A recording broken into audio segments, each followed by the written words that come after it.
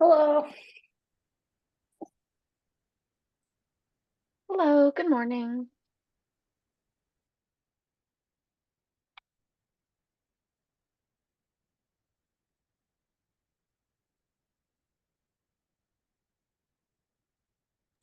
Cannot hear you.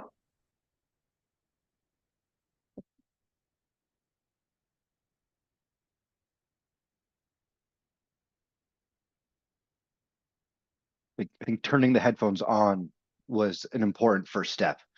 Uh, Usually. yeah, great, cool. Let's see.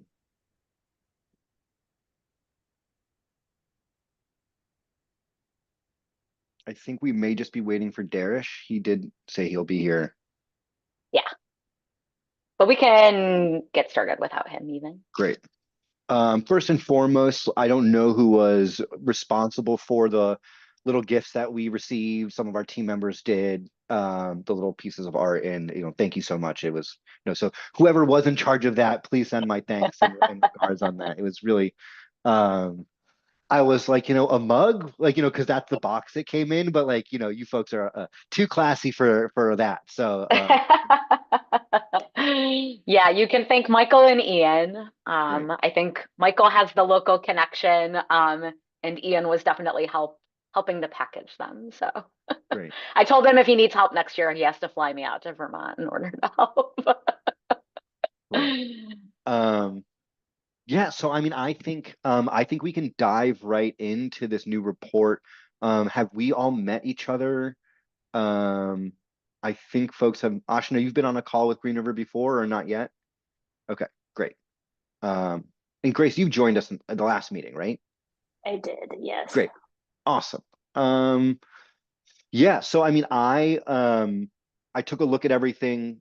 Um, it's again so fantastic. I can, it's getting closer and closer and better as we go. I don't have any specifics. Jack and Ashina, I'll just chat this to you in case you didn't see it. Do you want to walk through it again, or do we want to go piece by like any questions specifically? Yeah, maybe why don't we just kind of walk through it, and then Grace, I think that you and Ash maybe had some specific questions that'll give us a chance to ask those and make sure that we're on the right track. Yeah, that'd be great. It looks like I can't share my screen though. Oh, Womp now I womp. can. Okay. Ask and you shall receive immediately. Um, let's see. Where are you? Also, hey Darish, I see you joined.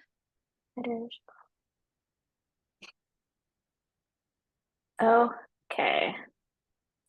So I assume everyone can see this. If not, let me know. So Ash and I, and honestly, mostly Ash, I'm here for data support, but this is like the, you know, brilliant work of Ash. So they're out, but definitely props to them for this.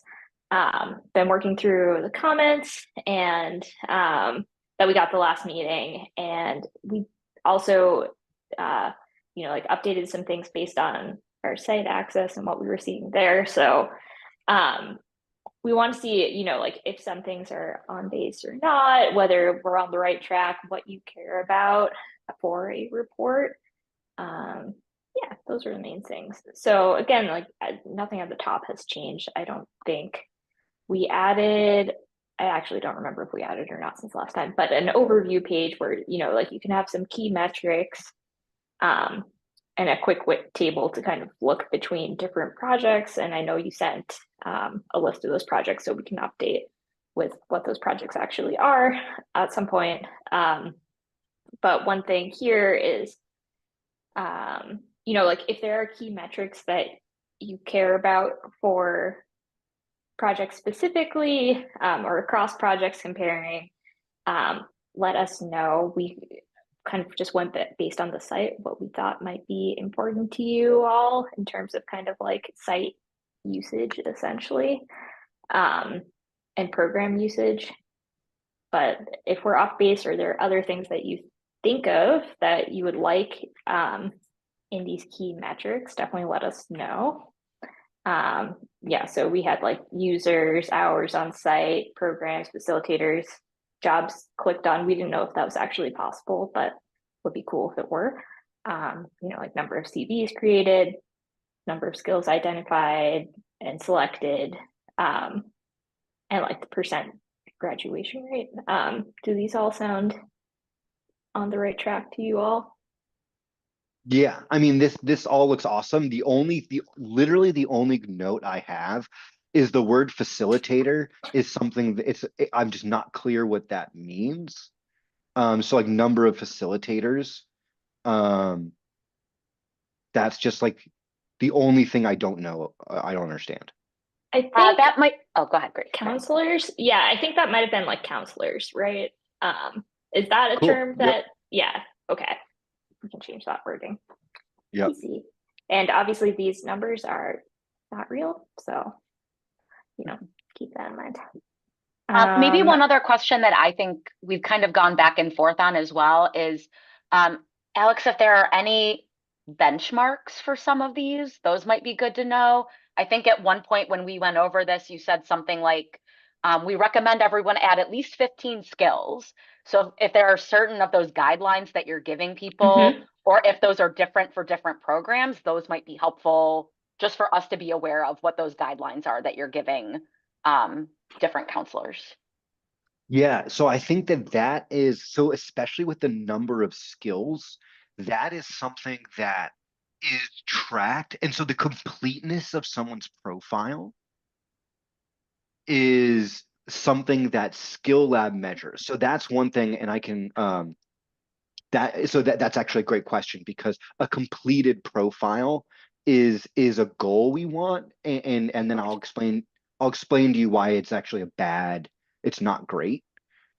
I'm going to share my screen really quickly.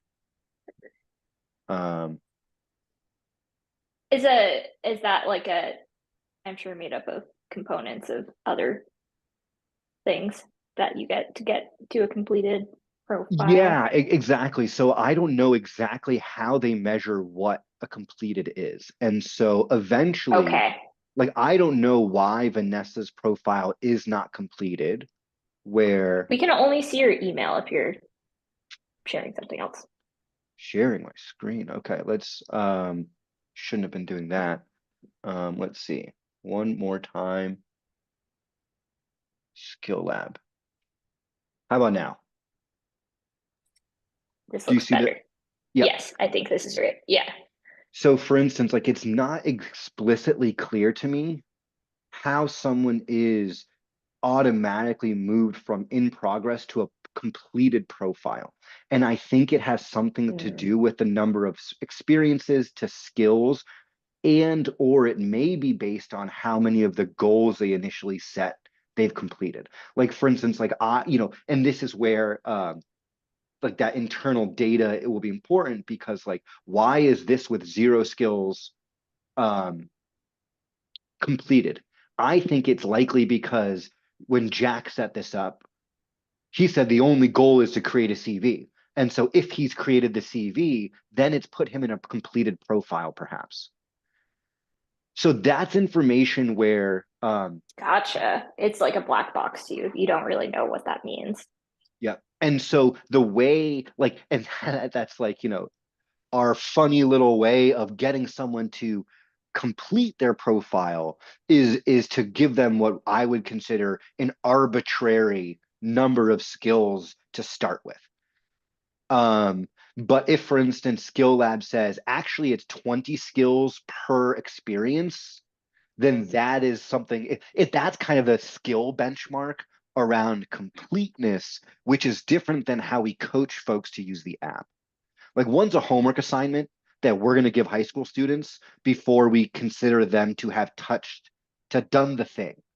Whereas what completed might be looks differently. And so I think that's a long answer to a straightforward question. Yeah, it sounds like the metrics that Skill Lab uses are different from the metrics you think are important. Like they're not quite aligned necessarily.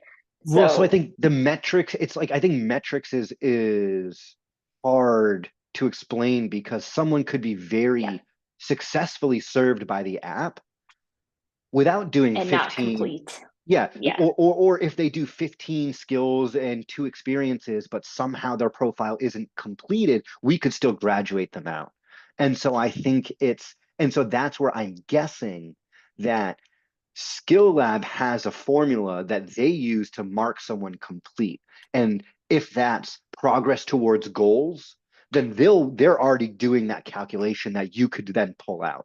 If it's a rote number, well, we've seen you have 15 skills per every 1 experience you've uploaded, and that's how we complete. That's fine. We don't care. In fact, we would rather, that's clarity we would probably like too, because if it is actually 20 skills per experience, then that's what we'll coach our users to use. But for now, it's like generally once they can do 15, we know they can do 20. And so that's really where it's like one is like you're not leaving the classroom until you've done 15. Mhm. Your profile isn't complete until that changes per person and by group. And that's a different conversation is what are these outcomes we would expect. Um, yeah. okay. Also, just really quickly, Alex, Darish joined but said it won't let him unmute. So I don't know Oh if that's a no. control that you have or not, but Um, I'm just checking. I huh. don't Quiet, know if anyone else Darish. is having that same problem. Now's everyone's chance to talk about Darish. Can't say anything. Well, you can still hear, right? I mean, that would just Yeah, that's even I worse. know. Can't respond. Let me see. Let me put you in the waiting room and then let you back in. Darish, how about now? Huh. I can ask him to unmute, but hmm.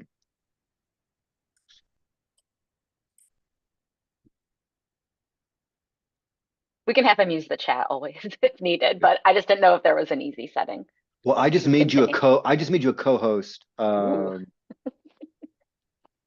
Yeah, you should be able to unmute yourself. All right. Well, if you need anything, you can chat. Um, okay.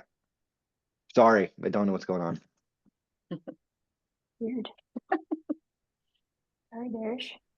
Um, the other question we had, so the way this report is set up right now, um, this is kind of like an overview of everything all together. Like, is that useful to you, or is it really the projects and their breakdowns that is important for reporting, or both?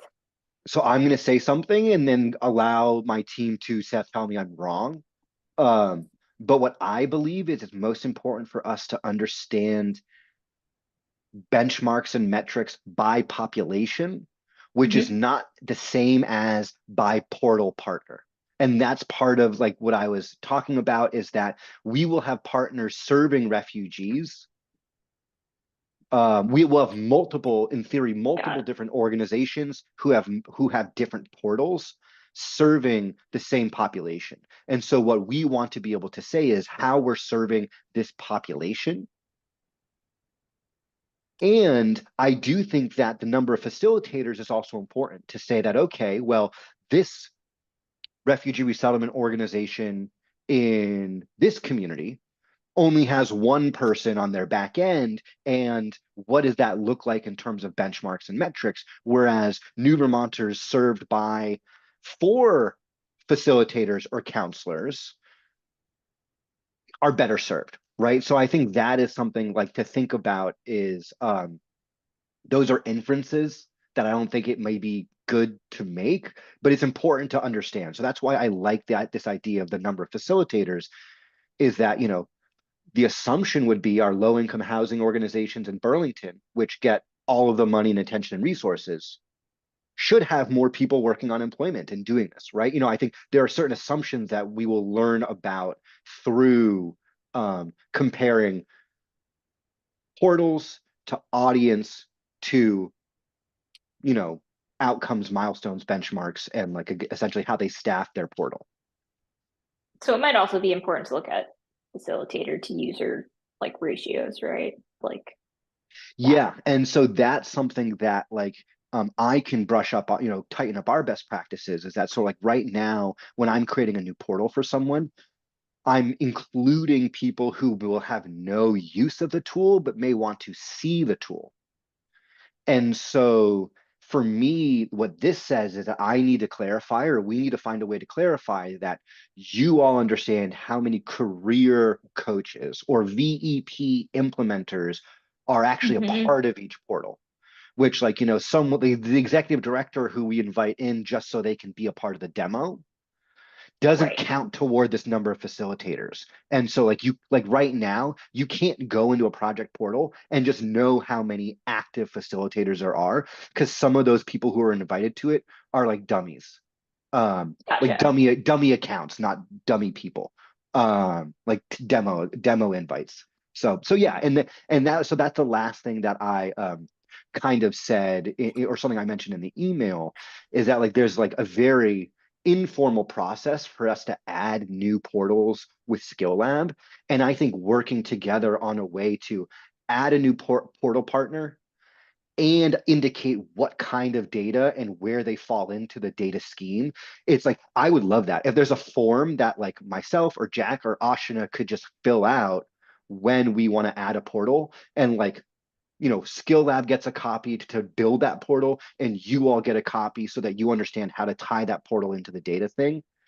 That is something I think would be cool. And by cool, I mean like helpful for all of us in terms of time. Because otherwise, I would need to do all of that separately and like just indicate all of that to you after Yeah. the portal was set up. Right. Which for us is not a problem if you do, like, for example, there are refugees again across multiple projects that you want to kind of like pull out. Like, that's not necessarily a problem to do on our end to like filter by those, as long as we know who is a refugee. Like, we can reshape the data. Um, so that Yep. sounds like a data problem. Yep. Well, Yeah, and I mean, like again, like in Skill Lab isn't used to implementing their tool in this way because they're used to this centralized distribution system generally. And so like I don't like that's something they're probably also not used to. Like, again, in theory, when this gets very busy, I'm hoping to be adding a partner every other week. And so it'll very yeah. quickly be cumbersome and complicated in a way that like even Skill Lab hasn't faced. And so I think that that's like, yeah, anyways. Okay. Cool. Okay. So it sounds like uh, projects are important, populations are most important. Um, the kind of like overall summary across different projects is maybe less helpful for you all than the breakdowns. Like, those are kind of where you're going to get the most information. Yep. Is that Yeah. accurate? Okay. Yeah, exactly. And especially because our expectations of how it's used differ by population and not by Mhm. program. Like, Got the it. benchmarks we expect for a high school student to complete are very different than someone with language barriers, but who needs to work as soon as possible, right? Like for the person with language barriers who needs to work as soon as possible, it's like a resume in English and a click through a job, or it could just be a resume in English and then we'll get a job and graduate them. And like that stuff where like a high school student, it's only generating a CV.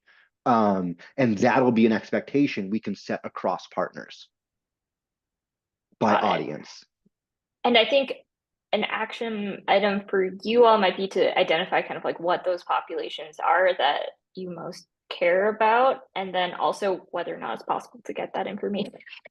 Because we notice, like the user profiles, right? Like, you don't necessarily have to fill out those fields, it seems like. So it's like, if there's missing data, we'll have to, like, Yep. And there's so, stuff and to that, be filled in. Yeah. and that's why it's like that again when I'm signing up a new portal, it's a new partner. Like in some ways they often only serve one of those target populations. So it's easy for someone to identify in the app that they were born outside of the United States. And so those folks clearly and easily fall into our immigrant and refugee population. But like a low income Vermonter is harder to suss out from that. The only piece of information that we may be able to get in order to understand that up front is based on who they're accessing the app through. And that's Yep. where if they're accessing it through a low income housing partner, then we can infer that they are a low income, a low income adult job seeker. Right. So in that case, like it's nice to have the projects too, because you can Yep. infer based on projects as well. Exactly. So when I'm creating a new project, it'd be like Champlain Housing Trust is the new one. Like, they are like, low income adults, possibly, but, Yeah, and so, you what could, data to look at and pull out. or you could even do a thing like, leave it as that project, right? Like summarize across that project, but get information from the trust itself. Like, here's the breakdown of the demographics from the project. Like, this is I what don't, they say. I don't think I don't know that's if an that's expectation. possible. No, I don't think that's an expectation from our partners that we can have. Like, I think that, Okay. yeah, Yep. in some ways, it's like the only stuff we can, um, rely on is information collected through the app and by BDCC staff through BDCC programs.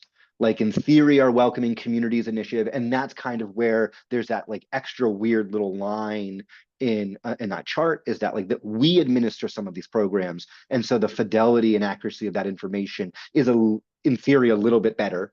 Um, but also we know we can get it and follow up where like the housing guy might just say, I don't have that, or I'm not legally allowed to share any of that information with you. Yep. And like that's kind of like how we need to leave it. Yep. All right.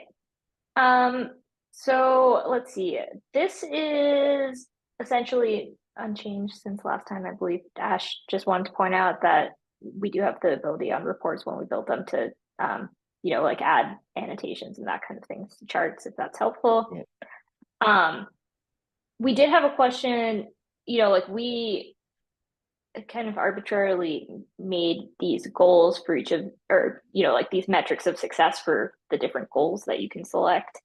Do you have metrics of success for goals? Some of them seemed like obvious, like if your goal is to build a CV, like did you build a CV? Like that seems fairly straightforward, but some of them are harder, right? Like find careers, what information are we actually going to have access to? It's either, like marking interest in careers, it seems, or clicking through job listings.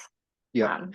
But Yes. right, we don't have access to whether or not people got jobs, right? Exactly. And so Okay. I think that, the most we can ensure, and I think that, and it's really well, I think that it's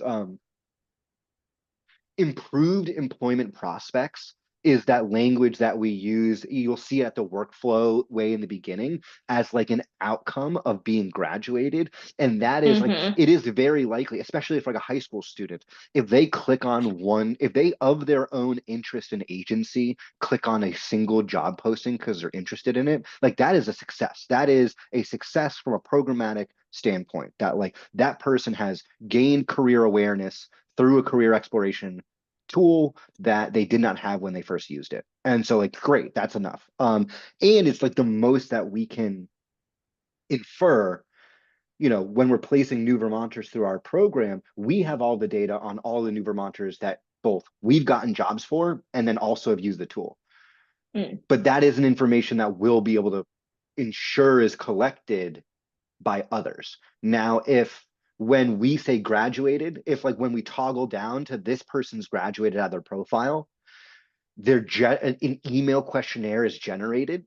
And I know that's something we talked about that like, did you, we saw that you explored a job. Did you take it? Why or why not? Like, I think that is where like we would have to get that information that already isn't collected by the app itself. Gotcha. So like we can tie additional inquiry based on, the inputs in the app, and even auto generate it in a meaningful way. But like as of right now, there's no way to meaningfully ensure that follow-up happens outside of BDCC staff. Okay. So I think if you all have,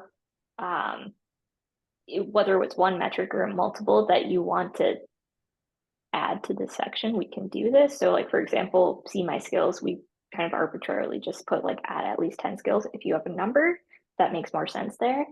Or even if it differs by program, for example. That's information that would be very helpful to us. Like if these seem good, if like, find careers, it's either marked interests or clicked on a job or, graduated out of the program, like we can kind of work on that too. So it's just say like, let us know what you think are appropriate, have like metrics of success for different goals. Yeah. We could incorporate those in. Great. Yeah. And so I think, and that again, like the goals selected is like it has a very specific meaning within the skill lab thing. And again, I love all of this. The only other thing yeah, no, let's keep going. We'll meet as a team and talk more about anything else we might want to add. Cool. Yeah, that'd be great. Let's see. I think a lot of this is not new. So, we added, like where users were adding their skills from, because that was an option on the site. And then, so like most popular skills, this is a question we had. We did it based on, I think like the groupings, because if you get into specific skills, obviously there are way too many, way too quickly. We were wondering if that made sense as like kind of like the skill families to group it that way. Great. Yep. Okay. Yeah, because I mean, for us, that's perfectly fine. I think the explicit skills are, of course, more important when the matching's being done, but we actually don't have a hand in that. It's like it just tells us the answer. So yeah, I think that's great. Okay. And then is it helpful to have kind of like a list of skills and where they're added from? Yes. And kind of like, okay. Absolutely. Okay. Great. And then we kind of, for careers went through the same process. Like there's fields and then there's the specific careers, which there are numerous. So again, we did the same kind of thing. Like what are the fields that are most suggested or liked, and broke it down that way. Is that, yeah. Okay. Yeah, that's awesome. Great. Okay. We did come across the career interest profile quiz. Do people use this? Is this like useful information to you? I wasn't sure. Yeah, I mean, it will be. So, I mean, I Okay. think it's very rudimentary, but like in some ways they all are, and this is as good as any of the other tools. Got it. We don't care. I think what it does is it recommends a field, or does it recommend a career? I just think that's yeah. Yeah, I think I don't remember.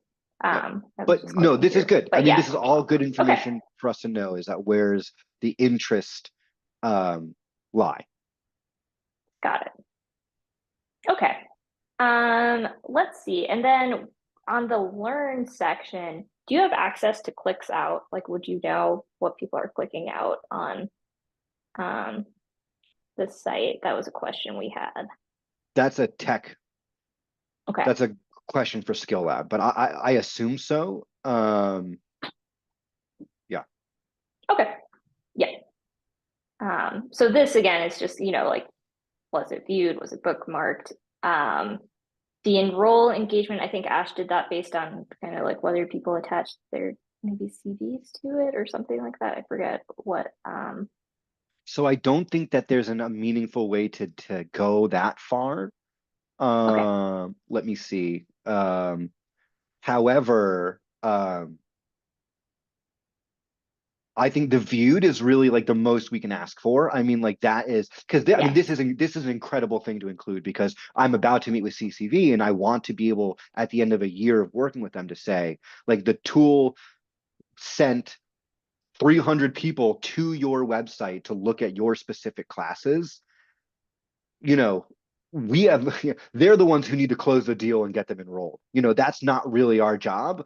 We are promising to expose them to the best aligned educational pathways locally, and this is our proof that we're doing it, and this is great. I think the engagement, enroll engagement, nix that out, and the viewed is really the outbound link, and that's the action we want to take, because someone is interested enough, not that they only bookmarked it, but they clicked through and then they went to the CCV website. Okay, great. Yeah, that. Um, we, okay, and we're all at time. I just want to Yep. make that clear. Does anyone need to go? I have like one more thing, if that's okay. Geez, Okay, what's going on? so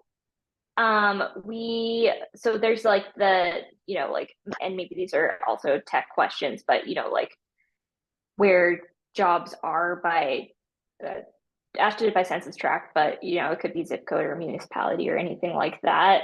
Um, Trying to like look where jobs are concentrated. I mean, I'm fairly certain it'll be concentrated in Yeah. populous areas, but so you know, we could do something like that. There's like a search radius thing, people that review jobs, um, and again, kind of just like the job categories and Yep. whether they're viewing, whether they're saving a CV to it. Yeah, and so again, I think that I don't think we can measure if someone's applied to a job. I think that the closest thing that we can measure is if they've generated a CV Yeah. specific Okay. to that job. Because you view the job on the website and then you're encouraged to create a CV specifically for that job, and then you're linked out to that actual posting in which you're expected to make it. So one is like, did I click on the job as it's listed in skill map? Did I save a CV that reflects my willingness to apply for that job? And then my outbound click to the actual place to apply to that job. Right. And So this and is really like an outbound click if we yep. wanted to include that column. Got it. Okay. And then we had talked about this before, but like there are outcomes that we can kind of break down. And we can do things like breaking down by whether or not someone had a counselor or any other number of factors. I don't think this has changed. I guess just like from our point of view, understanding what those outcomes are is useful and what's available. And I think, yeah, this is the same tables again. I think that's it on our end of this report. Aaron, you got anything to add?